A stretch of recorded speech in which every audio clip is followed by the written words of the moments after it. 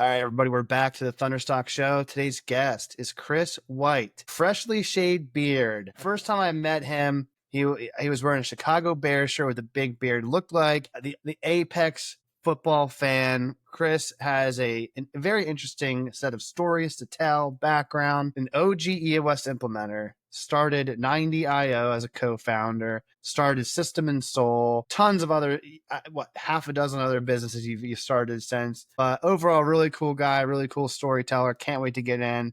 Chris, what's new? What's happening? How is it down in Florida? I'm sure it's a little bit hot. Yeah, no.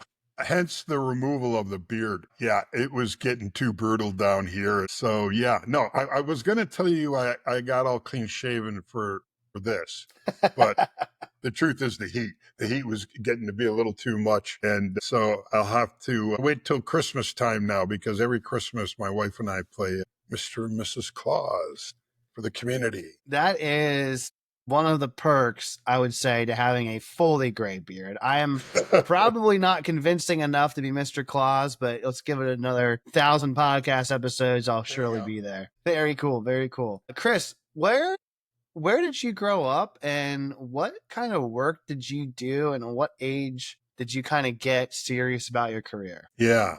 Wow. Good question. So originally from Detroit, I've got 7 older brothers, no sisters. But when I was young, my dad got transferred to Chicago. So for me, like half of my brothers grew up in Detroit and the other half of us did school in Chicago, northwest side of Chicago, Arlington Heights. And my parents were farmers. They started out as farmers. And then my dad got a job with Ford. And then during the 70s, during the economic downturn, he was just getting into his 50s and he got laid off with no severance.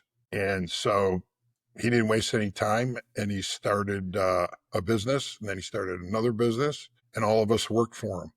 So I never wanted to be an entrepreneur. It was like my dad worked all the time. But, when you're a kid, you don't think about having to put food on the table for 8 others. So he got laid off, cut off, no severance, nothing, and he just started a business. Yeah. That's pretty gritty. Yeah. He was a gritty guy. He wasn't afraid to move fast. And when you got 8 kids, you kind of have to do that, right? Talk about motivation. Yeah. So senior year of high school, I got hit by a drunk driver on my prom. So that delayed a few things in my life, but I was able to bounce back. And then I wanted to be a teacher. I didn't really have these big aspirations like my dad. And I was like, if I could stay in school the rest of my life, that'd be pretty cool. And coach and have summers off and, cut grass or do something, whatever teachers do in the summertime. And I got to school, and that's when I found out, I'm going to age myself here. At the time, I think teachers were making like 24 grand a year. And I was just like, how am I going to raise a family on 24 grand a year? And then I ended up having a pretty bad motorcycle accident in college, and they wanted to amputate my right arm, and I wouldn't let them. So I spent another year in rehab getting my right arm, had 4 operations. And so that's when I kind of decided I better get a job. And I got a job with a Motorola distributor, and they sent me to Green Bay, Wisconsin. And I'm pretty much grew up in Chicago. So enemy territory if you're a football fan. Not a good place. But I will say this. I was there when they built the new stadium. And my first day on the job, I was at the stadium. And it was pretty cool. And I had a great 10-year run. I really enjoyed, I sold 2-way radios to fire, rescue, and paper mills. And I carried my fly rods in the back of my truck. And I traveled northern Wisconsin, and I sold radios and fly fished everywhere. Well, first of all, these automobile incidents have really shaped you early on. So you had, if I'm getting this right, said teaching halfway through school doesn't make the economics that I want to make sense. As someone that also went into school to be a teacher and coach, and I got really sick, like halfway through school. Like I lost all kinds of weight and just was Oh, wow. bedridden for a while. Didn't take me a year and a bunch of surgeries to get better. But during that time, I also realized being a teacher wasn't going to be for me. But I stayed in school just to study things that I cared about. You said, I'm going to go out and make money. I'm going to hit the road once you got better. Is that right? You kind of just said that to hell with Yeah, school? well, yeah, my parents weren't in a position to help anymore, and I didn't want to be a burden on them in any way, shape, or Right. form. So I was just like, you know what? I'll just go get a job, and I mean, I can always go back to school, but I'm not going back to be a teacher. Amen. So fly fishing, northern Wisconsin, kind of living the dream in that respect. And then what was that like? You said you were there for several years, Motorola. Yeah, What was the next step? Like it sounds like a good gig. I mean, it was. what It was precipitated the change? like I had said, I never, after growing up in our family, and my grandfather was an entrepreneur, my father, and I just saw hardship. Like, and again, as a younger guy, I didn't factor in, the size of our family and all of that. I was just a kid, right? But even as I became an adult, I was like, you know what? The old adage, I want security and I want a good job and, get a house and all that sort of stuff. So yeah, it was a great gig. And I had some very, very cool experiences. I mean, I closed deals with Ford, Honda, Harley Davidson, Miller Brewing Company, Kohler Company. I mean, I had some really cool clients and I did a lot of cool things. I got to drive a 176-foot buoy tender for the U.S. Coast Guard. So I got to see some of the behind hidden doors at Harley Davidson and Miller Brewing Company, Kohler. Those are all great experiences. And I loved every minute of it. And I loved providing them with their communications because Motorola had the number one communications equipment. And a lot of these people, they worked in, some precarious environments where safety was huge. And the radio, they depended on that radio. But at around the 10-year mark, I was selling a commodity. I was always going up against, an off-brand model, and I started to get bored. I wasn't challenged anymore. And that was kind of when I had my epiphany. It's like, maybe I could be an entrepreneur. Maybe I could build a business. And so I had saved up a stack of money, and I started to look for an opportunity. And an opportunity presented itself. I sort of took that entrepreneurial leap of faith, and I left my job. I had about a year's salary saved up, and my partner and I started our first point of sale software company. No way. So radio, point of sale, both kind of tech sales at the time, sort of familiar territory. I love the planning of giving yourself a runway because I think if you want to build something substantial, you got to have the means to not be in a hurry, in a rush, panic mode. As if you have a year, you can lay a foundation. If you have, I gave myself a 6-month runway when I started doing this business, and it wasn't until month 6 that it took off. And I'm like, hey, thank God I prepared for this. Been there. Yeah. So what was it like in the beginning to start that? I mean, it's one thing. Well, just like you said. It's one thing to produce and sell for an established company and brand, which I think gives a lot of perspective, confidence, evidence that you can go into. Selling is an essential thing for entrepreneurs. I think that's one skill that I can impart in my daughter if she ever wants to do anything with business. It's like learn. Right. It's all the other things, all the other facets of entrepreneurship that aren't as exciting or novel that sort of need to be developed along the way. What was it like in the early days in your first point of sale business? You said you had a partner. That probably helps. I did, yeah. So it was flat out brutal. So my partner he was a doctor who got bored in medical school and taught himself how to program. And so while he was in medical school, he wrote a note-taking program. And by the time he left medical school, instead of hanging a shingle, I'm Dr. Smith, he hung a shingle, Mr. Smith, programmer. And he never practiced medicine ever, not once. And his note-taking program took off. This is when we were switching from paper medical records to digital medical records. So he had one win under his belt when we met, and he was looking for a partner that, was the opposite skill set of what he had. So that first year, I would go around. I had a little laptop with a Cobra scanner and a laminated sheet of barcodes. So what I did was I cold called Trek Bicycle Company. I got some mid-level manager and I convinced them to give me their parts list in an Excel spreadsheet. And we took that and we put it into a Palm Pilot.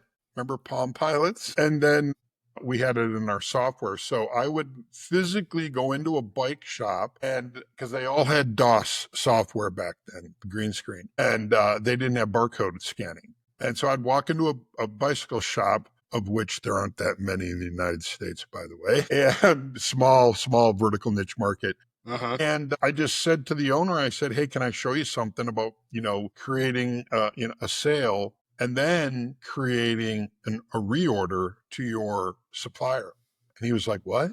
And so I showed him how I could scan a barcode, create a sale, process the sale, but then because it went below my inventory minimum by one, it automatically populated an order back to Trek Bicycle. So this was your impromptu sales presentation? That's genius. I love the idea of show, don't tell. Yep.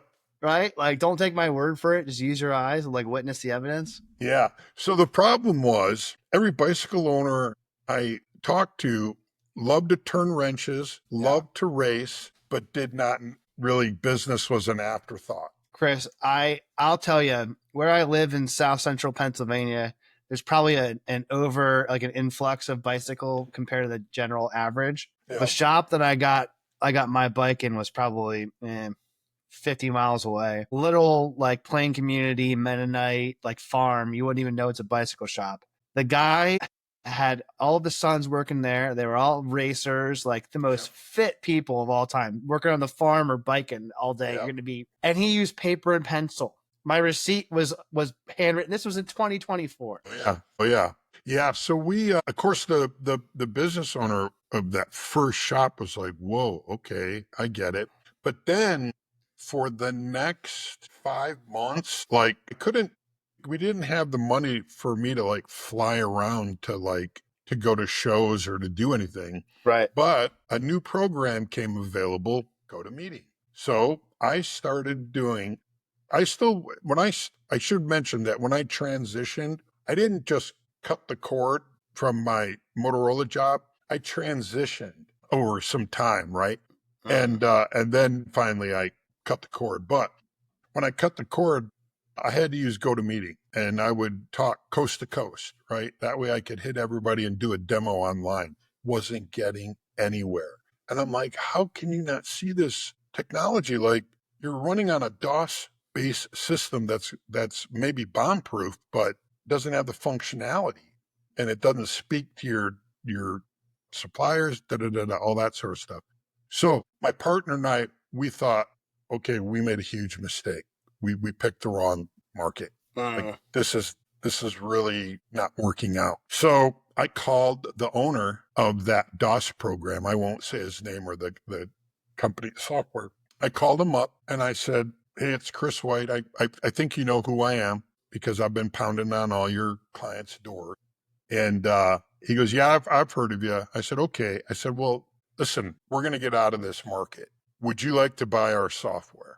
Because you're in a DOS platform, you have to shift. And there is nobody else that has what we have. And he laughed at me. And I said, okay, all right, not interested, no problem. I would have signed a non-disclosure for the rest of my life. Sure. I would 50 grand, take it. We were out. We were done. We were ready to move on. But he laughed at me and I was like, ooh, okay. Shouldn't have laughed, pal. And a year later, I had 100 Trek stores without Trek's help. I focused on Trek stores and Trek alone.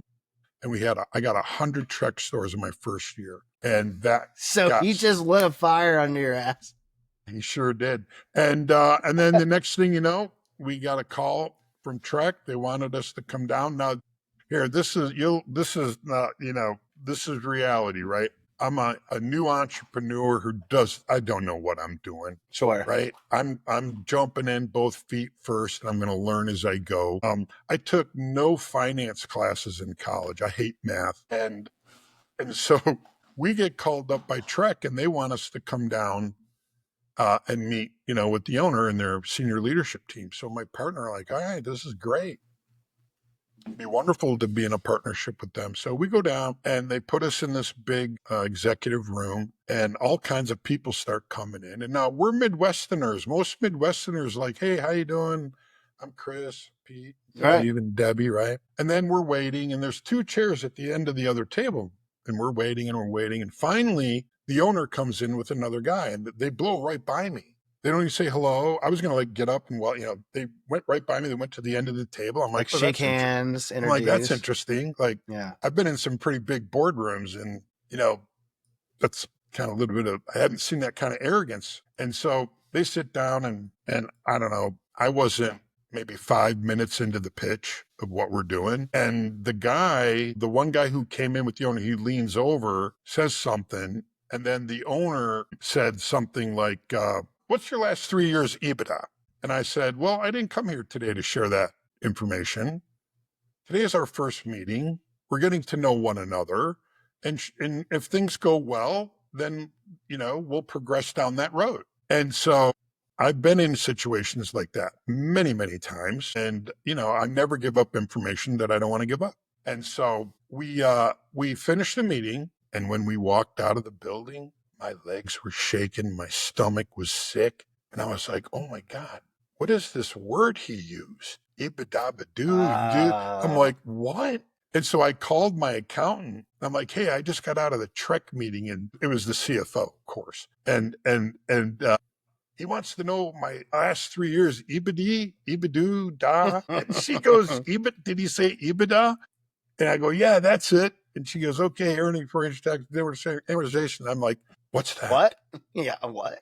And she's like, Chris, that's your bottom line profit. That's what they can base a multiplier on. Right. They're trying to value the business in order to make and I'm like, oh, okay.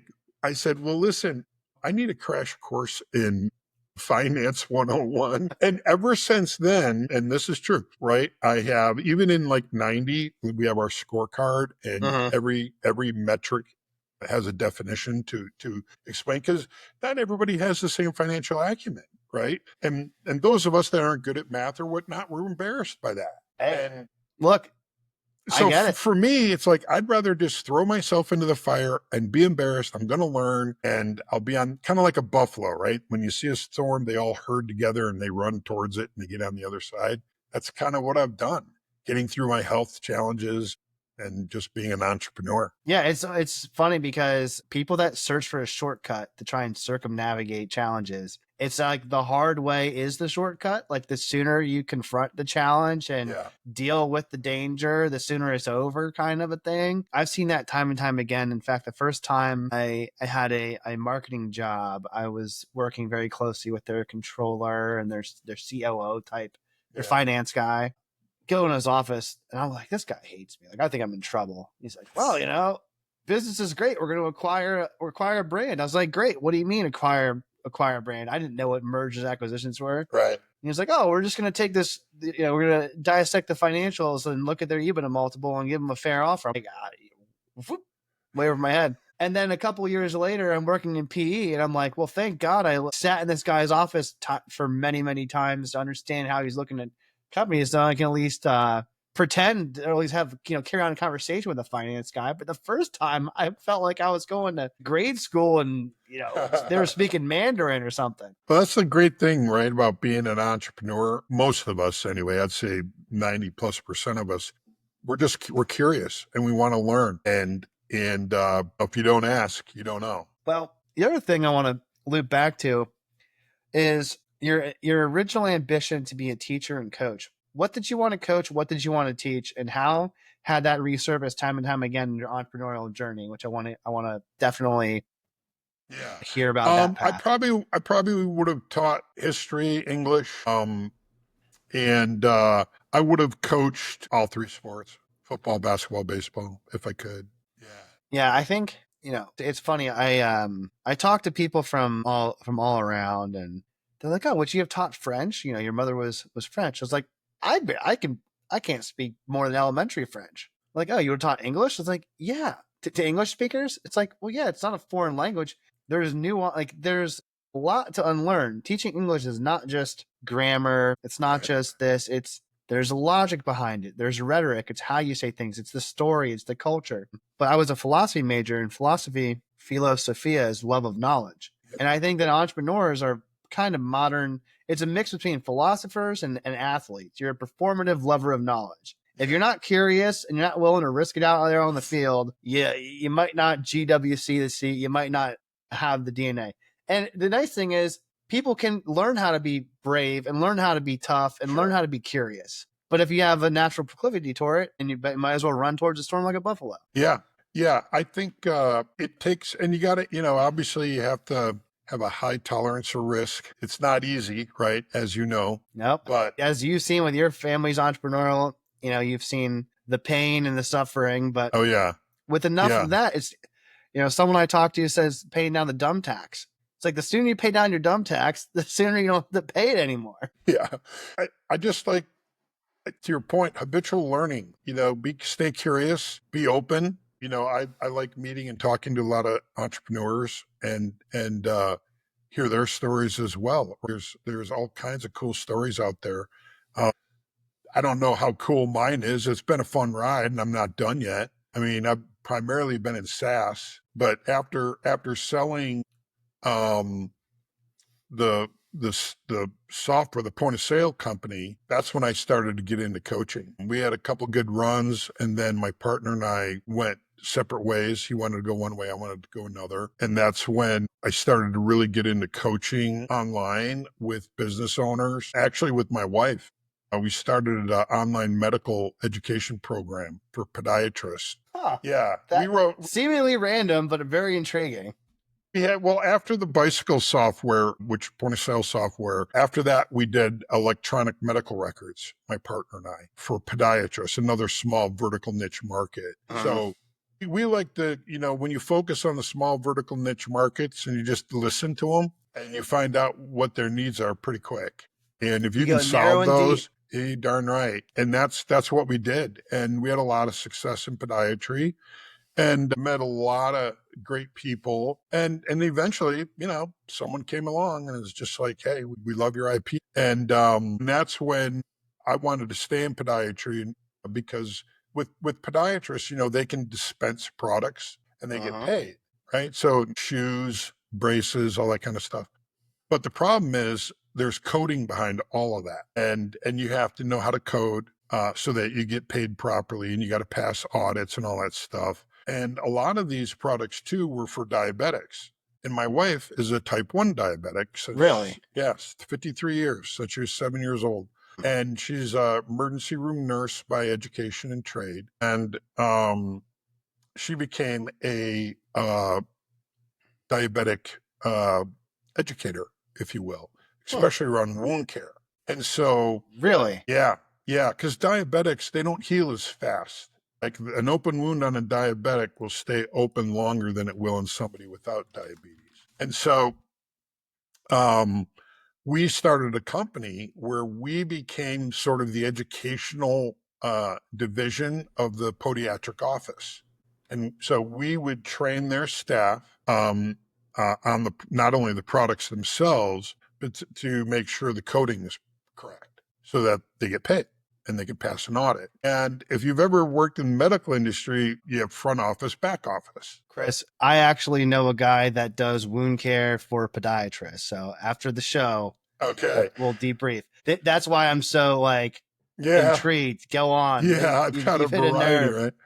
So anyway, we there's the front office, back office tension. And every time I would come in to a webinar to coach, it was just not any fun anymore because of that tension. And I came home one day. I think I just said to my wife, I said, I can't do this anymore. I've got to go find something else. I go, this is not for me.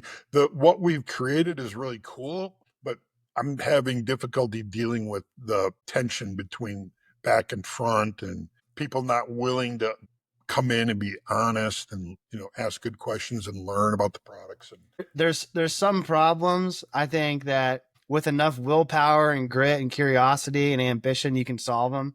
But there's also some problems you got to know when to say, this isn't mine. This isn't mine. Like I had to draw a line, and Yeah. and my wife was with me because when it doesn't become fun, it's like, okay, what are we doing?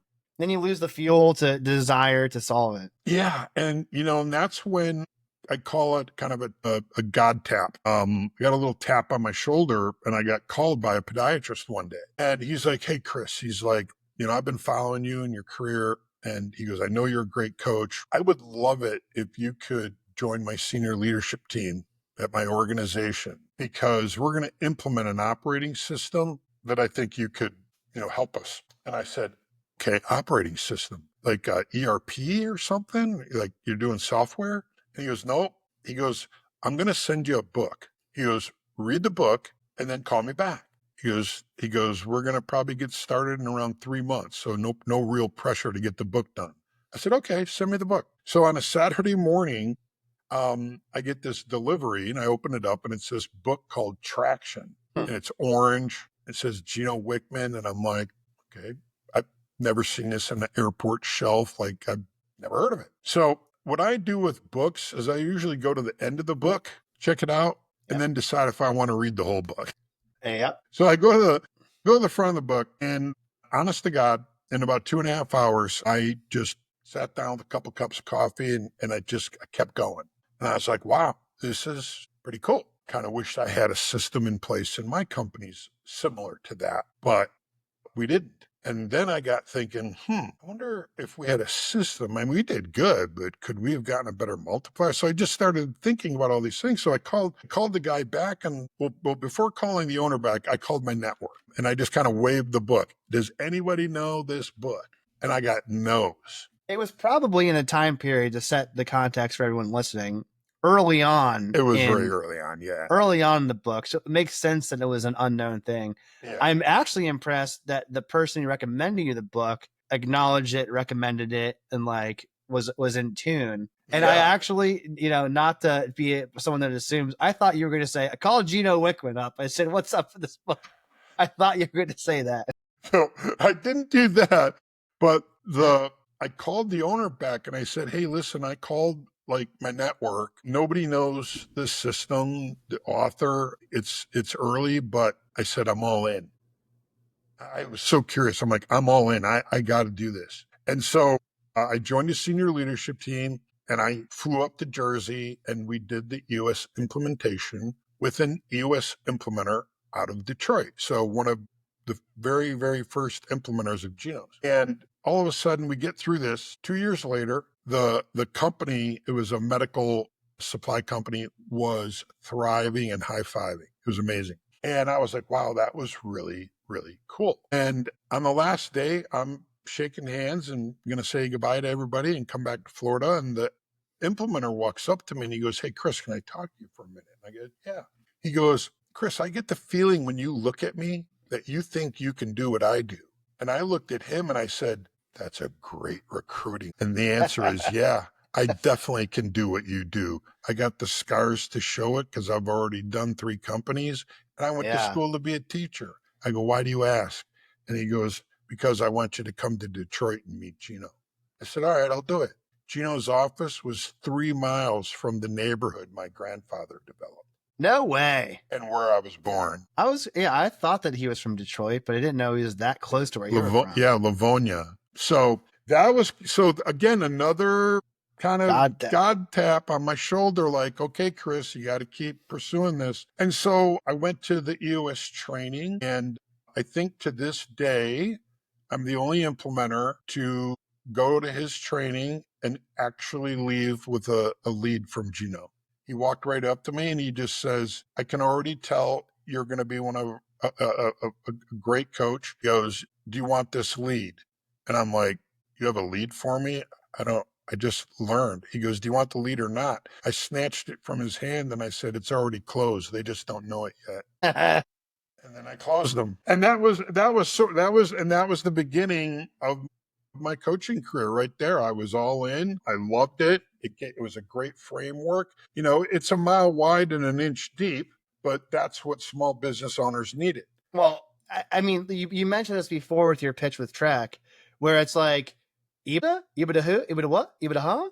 It's like, look, you don't need to teach every entrepreneur, you know, all the drill down on a balance sheet, on a T12, everything they have to do. They have to go and do a pro forma or a sensitivity analysis. You just got to teach them how to understand how business get evaluated, and that applies to every single facet of business. Like you said, a mile wide and an inch deep. But if you have that, then what power does fear have? Because I think fear is a mile wide and an inch deep. Oh, and a lot of yeah. what you do is you provide clarity, you provide direction, you That's right. provide a channel for that. And there's no room for being afraid of the unknown in entrepreneurship if you want to get to where your potential is. Yeah. And believe me, I was motivated, man. I didn't have that kind of help. My partner and I, we just kind of shot from our hips. Yeah. And now that I've got a playbook, and that resonated with me, having a playbook. And so I was the second implementer in the whole South of the United States, the first implementer in Florida. Wow. Yeah. I don't know. I might have been number 28, I think, and half of them quit. Yeah. I was going to say there's 850 currently, roughly. Yeah. But there's been how many that were implementers that are not? So call that number, who knows, like 1,500, Yeah, 1,200, it something could like very that. well be. Yeah. Yeah. So It was 28 very out of hard in the 1,200. beginning. It was I hard in bet. the beginning because the book hadn't had the recognition yet. And it Yeah, was I mean, but it goes organic back to effort. your software days where it's like they're still using DOS and so like the bike shops that I talked about, Yeah, paper and pen, and you're going in selling software to people that have no idea what software is. Now you're doing EOS coaching to people that don't really know what it is. So you're doing that's right. education, you're teaching along the way as you're coaching. You're Yeah. you're both teaching and coaching your own trail. It was great. The only problem was, my whole background was in SaaS and EOS was paper based. Mm. And I was like, okay, this is crazy. You got to carry Like around binders instead a of Palm 3-ring Pilots. binder that's 4 inches thick and it weighs 8 pounds and costs $25 to ship. I mean, and then to not have a central repository for all the tools, scattered documents. And so that's when Gino was looking into building software, but he came to one of our quarterlies and kind of just made this official announcement that he was stopping. And so after the meeting, I walked up to him and I said, "You're really not going to do it?" He goes, "Nope." I go, "Do you care if I do?" He goes, "Nope." I go, "Did I just get your blessing?" He goes, "Yep." And that was the beginning in 90.io. And 90.io is this confluence where it's just so interesting knowing your story, where it's started in software with coaching. It's like this perfect intersection between your experiences. Yeah. Yeah. Mark Abbott was another implementer. So he and I started 90 and it was just off to the races. And then for me, I kind of hit a little bit of a full stop because I got really sick. And that's when, I had to pull out of my companies and just focus on, my health and and getting better. But in that time, although I left, I started co-founded 90, co-founded System and Soul. And then And System and Soul, just to get clarity for everyone listening, that's sort of a different iteration of EOS. Is it that was the correct? evolution. It was sort of mine. I started System and Soul with Benj Miller, and we wanted to evolve it because with as much as I loved EOS, no system's perfect. No book. There's only one book that's right out of all the books in the world, and that doesn't need to. Most other books get a 2.0, but there was no evolution in the program. There was no evolution in the toolbox, and so I struggled a little bit with people being 1/6 of the model when people should be at least 50% of the model. And even the book I believe that you're referencing has Schofield, Geneva, King James. There's other That's modernized right. ways of language. I've tried to read versions of the book that were the same version that the Moravians in the 1600s read, and that it's still English and it's still the book, but it's harder for me to read. I'm That's like, right. what are these words?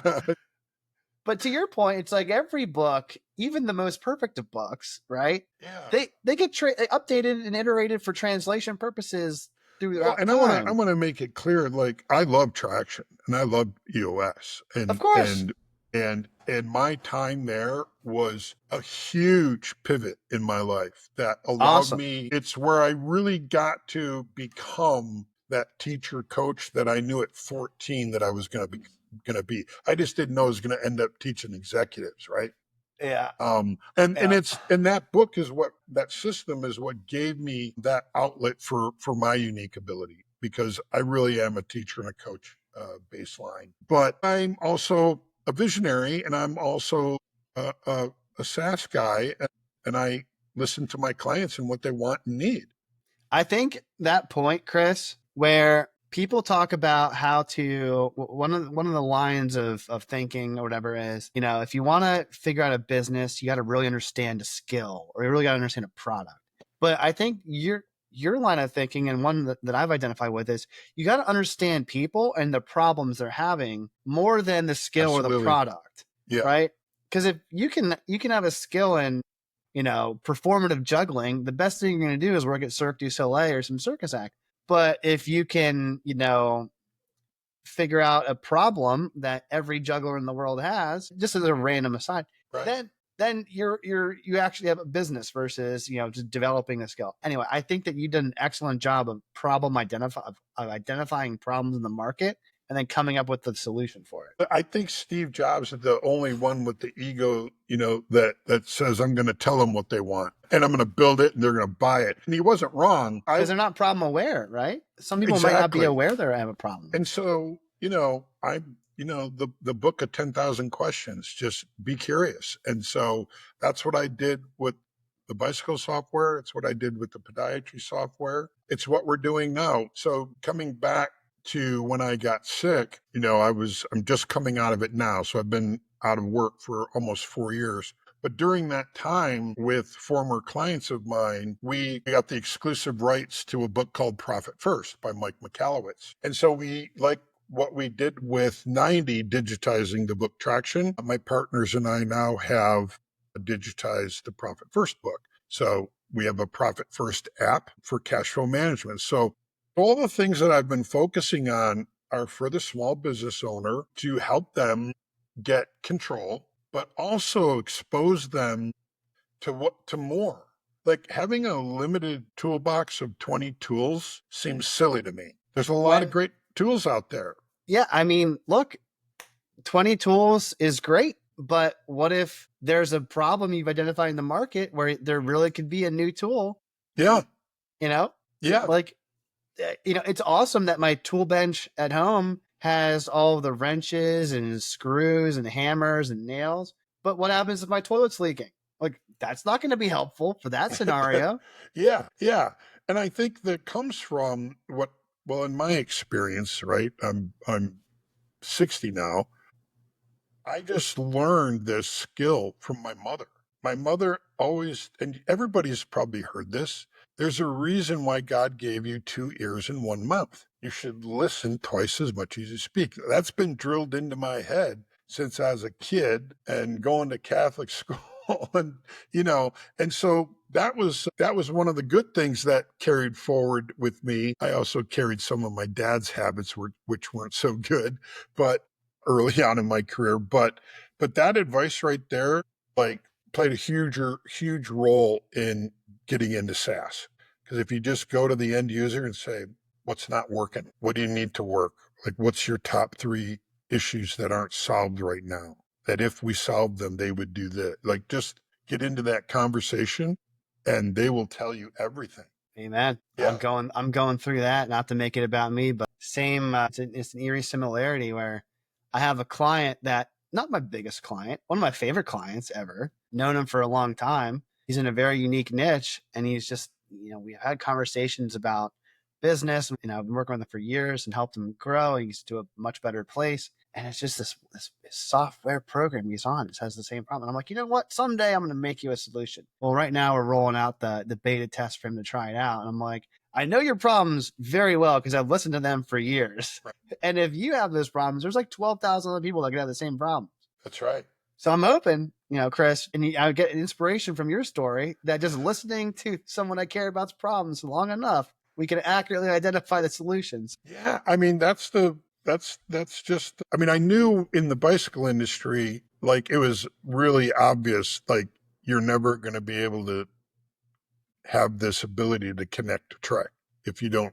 I mean Bill Gates is giving away PC to everybody when and everybody's going PC and there's always going to be those few that don't see it.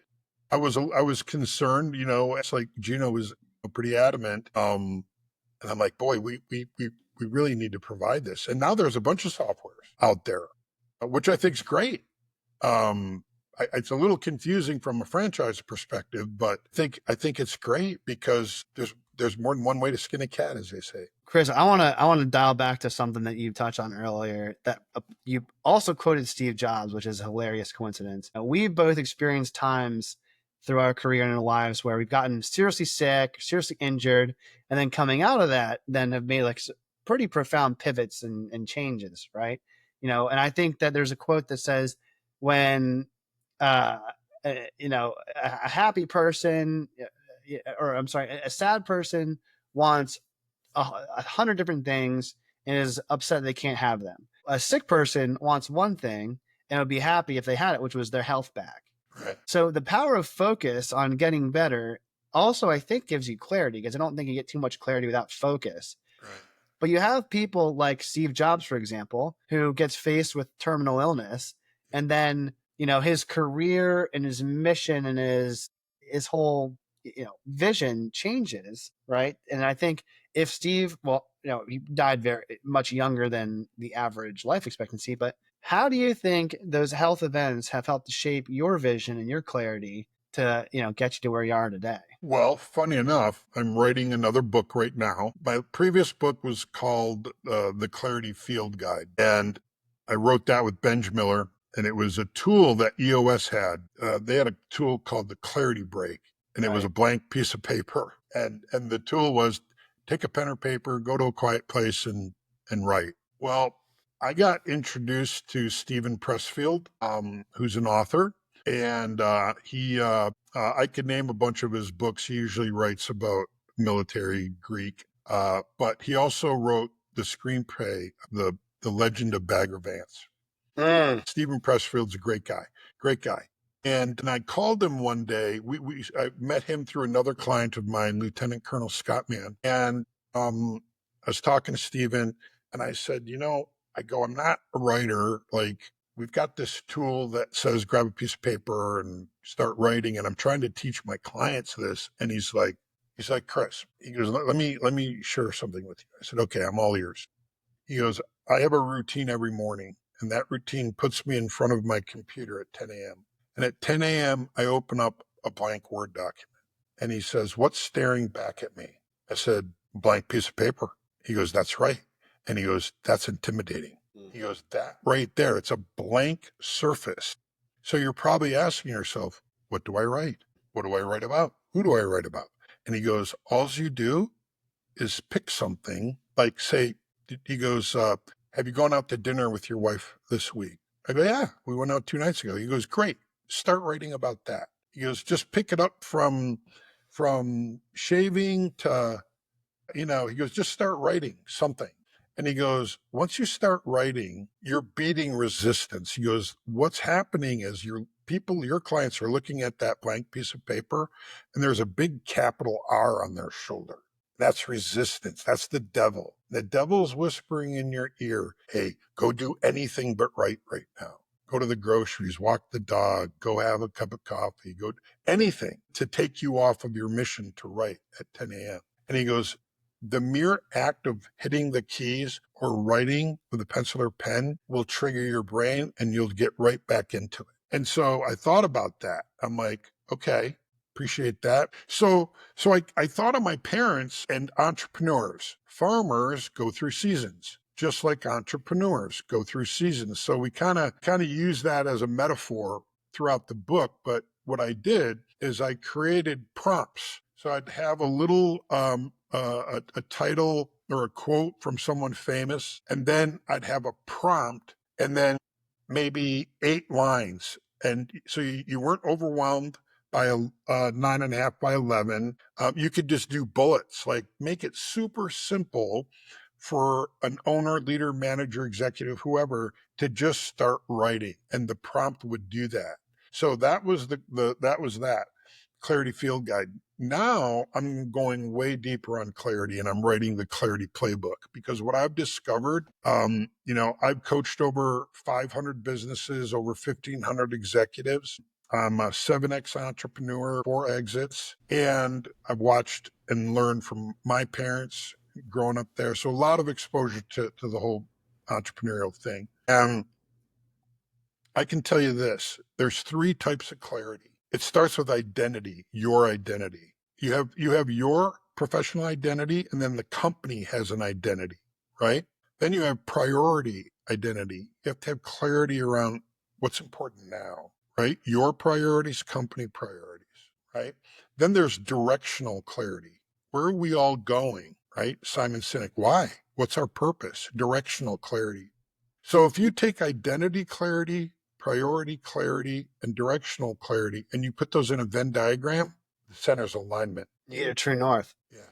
So now I'm writing and sharing stories from my clients, obviously, but talking about how important it is, as whether you're the owner, an executive, a leader, a manager, anybody with a direct report, one or many, we all have to have clarity if we're going to be on the same page, rowing in the same direction, right? Achieving whatever it is we're trying to achieve in the 1 year. So that's where I'm going deeper now, because I'm getting this clarity. My life came to a full stop. I literally, I was seeing some clients, but limited. And then I had to go virtual for a while, and I had some time to think. Now, I was dealing with a brain tumor on my pituitary gland, and they removed that. And then they ended up having to do some gamma knife radiation because they didn't get it all. So I was having some short-term memory issues. Sure. Some long-term memory issues. So I had to kind of come back and get through all that. So I had to put the book on hold because it was too frustrating. But I wasn't worried about, when I stopped worrying about writing it, I just catching moments of clarity and writing them down, and just waiting and waiting until when I finally could be like, oh, all right, I'm back. And now I got 11 chapters done. So I'm in the home stretch, and I should be releasing it here, hopefully before Thanksgiving. Well, I will make a note to order that as soon as it drops. One thing I wanted to ask you around clarity is the idea of core values. My grandfather, Lieutenant Colonel Wendell Stockdale, Midwesterner from the thriving metropolis of Appleton, Iowa. I say that completely in jest. I think there's a very small population. If there's 4 digits in that area, I don't know if there is. Well, he one time during, I went to a hospital visit for my grandmother, and we were sitting there and just talking, making sure everyone's okay. And I was just telling him about business and life, and talking about how I was going through EOS, because he had mentioned I should go get my MBA. He said, well, this is what I'm taking up my nights and weekends studying to get through. And I would mention core values, and he goes, yeah, I think my core values, very unofficially, were tell the truth, don't take shit, give them hell, and he's not much for cursing. When we were talking about core values, he did. And I always remember those, and I try to incorporate that in whatever I do, whether it's a business or keep that in mind and adopt them. What are your core values and why, and where do they come from? Yeah. That's a really good topic too, right? Because they're guiding principles to behavior, right? So right off the top of my head, as soon as you started talking about it, I heard my mother in my ear: don't lie, don't cheat, don't steal, and don't use the Lord's name in vain. So those would probably be like my core from my family, from my mother, parents. Yeah. And so I think foundationally, those are really my core values. And of course, in my companies, we discover core values, and we created new core values. And some of them we had fun with by making them acronyms so people could remember. Right. When it comes to core values, though, and clarity, right? When we talk about that identity clarity as a business, we really do need to ask that question, who are we? What kind of people do we want to attract? What kind of people are the people in our community, and what kind of people are that won't be attracted to us? I think it's important for teams to go through a core value discovery process, but they got to be real. I know sometimes, like in newer companies, they could be tend to be a little bit more aspirational, and I get that. But in an established company, you really got to get your finger on the pulse of your people, and then stay away from all that crappy mumbo jumbo they put up on walls. That I think those days of that kind of jargon is gone. At least I hope it is. But I like keep it simple and short and memorable. I had a client had an engineering firm, 10 core values. I said, okay, there's 10 commandments. I'm down. Like how are we going to get 250 people to rally around this? And they struggled. And they finally and I was fighting, guys, let's just cut them in half. Yeah, 5's good. Let's just give them 5, because like I love the 10, but let's give them 5. It's not sticking. And their answer was they put all 10 laminated on the back of their security cards to come into the building. And I'm just like, Get okay. new cards. I mean, what are you going to do? Call people out? I mean, that made it really weird for me. But what are you going to do? It's their business. And eventually they did cut them down. And okay, they figured it out. But values are I think the starting line, because we really need to understand at our core how we behave with one another, because we want a happy, healthy culture.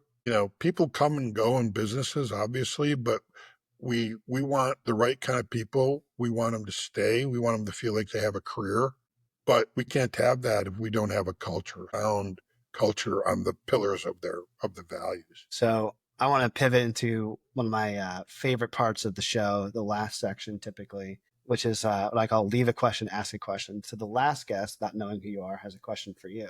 And then you have the opportunity to leave a question for the next guest, not knowing who they are. The last guest question goes along this line of thinking, and I'll say it how she phrased it, and then I'll do my best to help the interpretation. But it goes along the lines of, what is the core of your heart so you can tell your story from where you begin? What I think she means to ask is, how do your core values guide you so that you can tell your life story? Like at the end of the day, how do you want to frame your story based on your core values? Yeah. Well, don't lie, steal, or use the Lord's name in vain. Those are great throughout life, right? As a kid, learning those fundamentals, but then becoming an adult and whether you go into whatever line of work, you're going to be dealing with other people, or you become a business owner. For my story, it's funny because I've written my story. I just haven't shared it anywhere yet.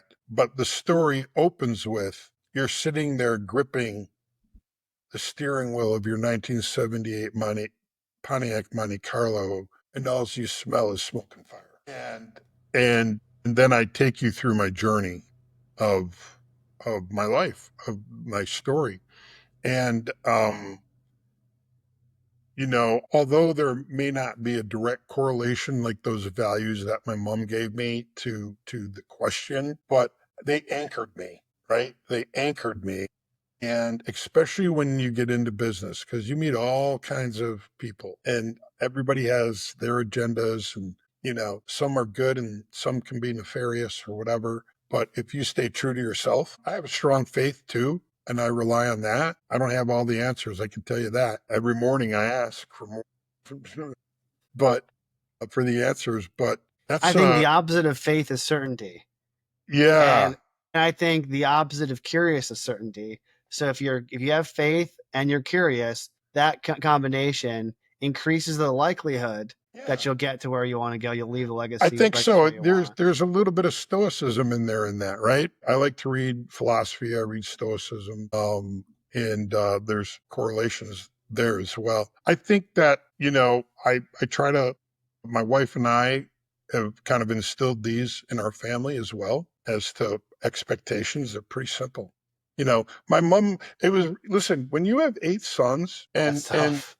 my mom was number 3 of 12. Oh And my remember, she didn't go goodness. past the 3rd grade. Why? Because she stayed on the farm to help raise the rest The of the work. kids. Yeah. you know? And so my mother learned really quick, you don't need a lot of roles. You need a few good ones. Now, I do have to mention, yes, we didn't, of course, she didn't call them core values back in the, 60s and 70s, but she did have a paddle in that drawer. So if you got a little too smart with, or broke too many of those values, the paddle came out. Hey, man. Amen. That's So right. what question, Chris, do you have for the next guest without knowing who they are? I would say this. Let's see. Do you have identity clarity? And do you have priority clarity? And do you have directional clarity in your life? And what are they? And you can play with that, Ross. You can go professional or personal. Yeah. There's a lot of ways to go with that. I like the idea of a proper prompt to get you the right output. Yeah. Well, Chris, where can people find you to learn more? How can people get in touch and get more They can involved? find me on School, SKOOL, a Micro Business Academy. You can find me at Micro Business Academy. And everybody calls me Coach Chris. Coach Chris, thank you. It was a pleasure. Everyone listening, thank you for tuning in. I don't run ads in the show. I don't plan to. The only ask I have is to share this with a friend if you think they'd find value. Until next time, everyone, be well.